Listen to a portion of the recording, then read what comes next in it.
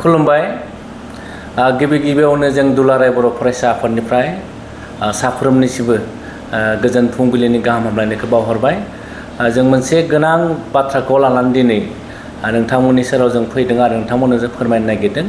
आरो आंजों लोगो दङ दुलाराय बर' फरायसा आफादनि मानिनां सोलोंथाइ नेहाथारि सोमावसार बसुमतारी।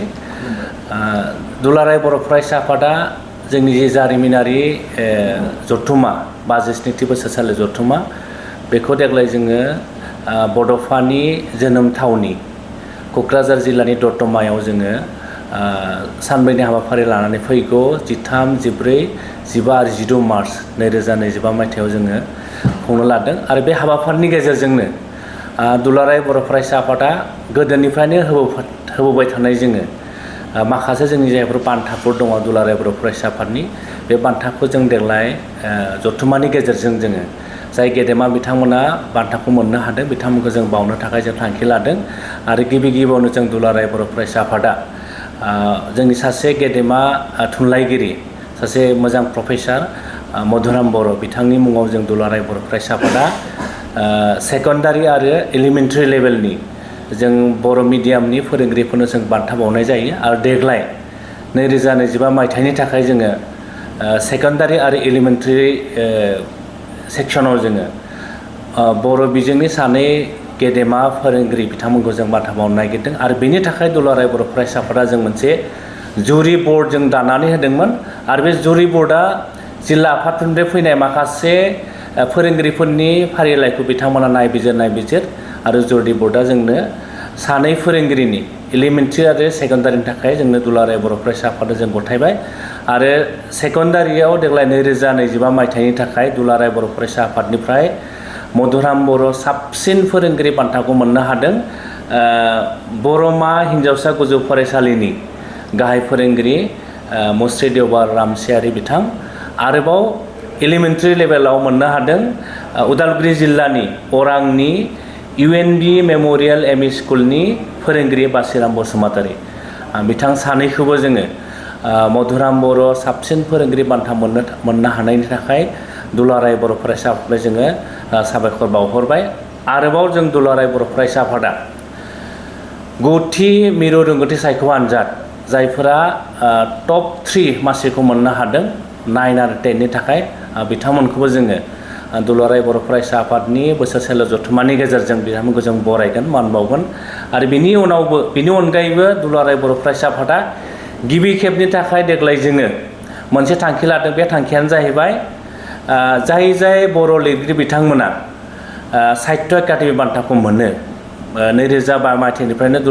बर'फ्रा साहित्य एकाडेमि बान्थाखौ मोननो हादों नाथाय दुलाराय बर' फरायसा आफादा जोङो बिदि कनफारेन्सआव जों बरायनाय जायाखैमोन नाथाय देग्लाय गिबि खेबनि थाखाय जों मोनसे थांखि लादों जे जाय गेदेमा लिरगिरि बिथांमोना बर'आव साहित्य एकाडेमि बान्था मोनो बेखौ देग्लायनिफ्राय जोङो मान बावनो लादों आरो जों देग्लाय दुलाराय बर' फरायसा आफादा 57थि बोसोरसालि जथुमायाव 3 जोंनि गेदेमा लिरगिरि बिथांमोना साहित्य एकाडेमि बान्था मोननो हादोंमोन फारियै अरन राजा बसुमतारी बिथां आरो बिनि उनाव भारजिन जेकबा मुसाहारि आरो सेल्फ मेड रानि बर' बिथांमोनखौबो जोङो जथुमानि गेजेरजों मान बावनो थाखाय जों थांखि लादों। आरोबाव जोंनि बर'नि गेजेराव सासे आगोमा पद्मश्री बान्था मोननो हानाय गुवाहाटी मुलुगसोलोंसालिनि प्रफेसार डक्टर अनिल बर' बिथांखौबो जोङो जथुमानि गेजेरजों पद्मश्री बान्था मोननो हानायनि थाखाय बर' हारियाव गोग्गानाय लाबोनो हानायनि थाखाय जोङो बान्था बावनो थाखाय जों मान बावनो थाखाय बिथांखौ जोङो आखायाव लादों। आं बिनि उनाव डेटआ आफादनि 62थि बोसोरसालि जथुमानि नैथि सानाव अर्थात 14 मार्चआव जोङो सानजौफुनि 12 रिंगायाव जों मोनसे मोजां हाबाफारिनि गेजेरजों जों बेखौ बावगोन। आरोबाव नोंथांमोननो फोरमायनानै मोजां मोनदों जोङो फैगौ 14 मार्चआव जोंनि जथुमायावनो जों मोनसे इडुकेसन एन्ड इउथ कनक्लेभ सोलोंथाइ आरो लाइमोन जथुम जों लादों आरो बे लाइमोन जथुम आरो सोलोंथाइ आरो लाइमोन जथुमाव जोङो गाहाय आलासि महरै भारतनि सोलोंथाइ बिफाननि मन्त्रि डक्टर धर्मेन्द्र प्रधान बिथांखौ जों हांख्रायदों आरो बिथाङाबो जोंनि हाबाफारियाव बाहागो लागोन आरो बेनि अनगायैबो बे हाबाफारियाव जोङो सासे जर'खा आलासि महरै जों हांख्रायदों बिथाङा मोजां जोंनि सिगाङाव बाथ्रा बुंगोन आरो बिथाङानो जाहैबाय इसर'नि former director doctor Sudhir Kumar Indian Space Research अर्गेनाइजेशननि फर्मार डाइरेक्टर बिथाङाबो जोंनि गेजेराव जर'खा आलासि महरै बाहागो लाफैगोन आरो बे हाबाफारिनि गेजेरजोंनो जों जायफोरखौ जोङो बान्था दुलाराय बर' फरायसाफोर बान्था हिसाबै फोसावबाय जायफोरा मोननो हादों बिथांमोनखौ जों बरायगोन आरो बे हाबाफारियावनो जोङो गासै फरायसाफोरखौ जोंनि जायफोर कलेज दङ इउनिभारसिटि दङ आरो स्कुलफोर दङ जायफोरा 9-10 फरायनाय गासै 30,000 गेदारिं जों बे फरायसाफोरखौ जों हांख्रायनाय जादों आरो बे फरायसाफोरखौ हांख्रायनानै भारतनि सोलोंथाइ बिफाननि मन्त्रि डक्टर धर्मेन्द्र प्रधान आरो इसर'नि former director doctor Sudhir Kumar बिथांमोना फरायसाफोरजों इन्टारेक्ट खालामगोन आरो फरायसाफ्राव बिथांमोनजों मोजां मोनसे नलेज मोननो हागोन होननानै जोंहा मोनसे फोथायनाय दङ बेनि अनगायैबो जोङो टेलिस्क'पनि गेजेरजों सलार सिस्टेमनि जेसेबां जोंनि ग्रहसाफोर दङ बेखौबो जों डाइरेक्टलि नायनो हानायनि मोनसे बेबस्थाखौ जों खालामबाय थादों आरो दुलाराय बर' फरायसा आफादा बेफोर गासै हाबाफारिखौ जोंनि जायफोर फरायसाफोर दङ बिथांमोननि इयुननि थाखायनो खालामदों ओंखायनो जोङो जोंनि कलेजनि प्रिन्सिपाल स्कुलनि हायार सेकेन्डारिनि प्रिन्सिपाल गाहाय फोरोंगिरि बिथांमोननो जों लाइजाम हरदों जे गासै फरायसाफोरखौ जों जि गिदिर थांखिया नोजोरखौ लानानै जों जि फरायसा लाइमोन आरो सोलोंथाइनि सायाव जि मोनसे जोङो सावरायनो लादों बेवहाय गासै फरायसाफोरखौ जोङो बाहागो लानो थाखाय जों दिनै खावलायगोन आरो फोरोंगिरिफोरखौबो गोरायुंफोरखौबो जोङो गावबा गावनि फरायसालिनि फरायसाफोरखौ बे मोजां मोनसे हाबाफारियाव बाहागो लानायाव सुबिदा खालामनो थाखाय जों खावलायदों आरो जों मोनसे टपिक्स लादों बे टपिक्सआनो जाहैबाय empowering youth for vibrant Bodoland for Viksit Bharat माने गेरेमसा बड'लेण्ड आरो मोनसे जौगासार भारतनि थाखाय लाइमोनफोरखौ फोहोमनाय एबा गोहोगोरा खालामनाय बे आयदानि सायाव जोङो मोनसे सावरायनो लादों आरो बेनि गेजेरजोंनो खनसेबाव आङो गासै फरायसा नोंथांमोनखौ बे मोनसे मोजां हाबाफारियाव बाहागो लानानै जि साफ्रोमबो फरायसानाव मोनसे इयुन थायो सिमां थायो बे सिमांखौ इयुनखौ मोगथां महराव जाफुंनायाव मोनसे मोजां लामा मोनगोन होननानै जों फोथायनाय दङ ओंखायनो बयखौबो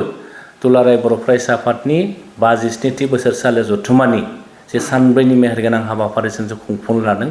बेफोर गासै रायजो राजा नोंथांमोनखौ लैहोर फैनानै बाहागो लानो थाखाय खावलायहरबाय गोजोन्थों।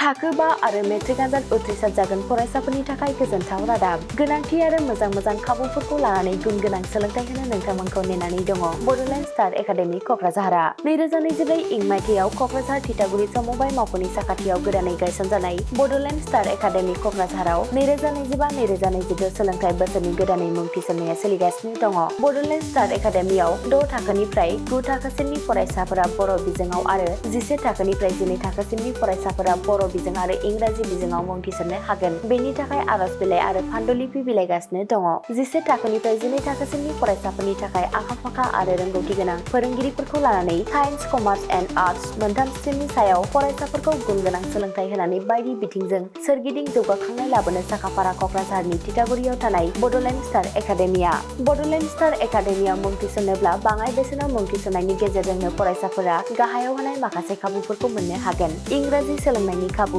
साखोन-सिखोन थाखो खथा बिजाब बाख्रि BPL थाखोनि फरायसा फरायसुलिफोरनि मुं थिसननायाव 20% मासुल रेहाय होनाय बेजों लोगोसेनो नोंथांमोनहा JEE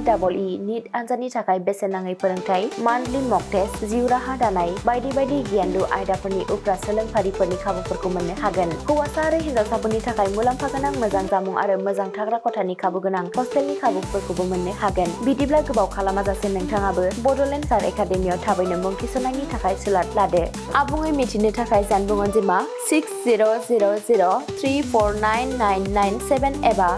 7638008149 एबा 6003494371 आव फोनांजाब खालामदो।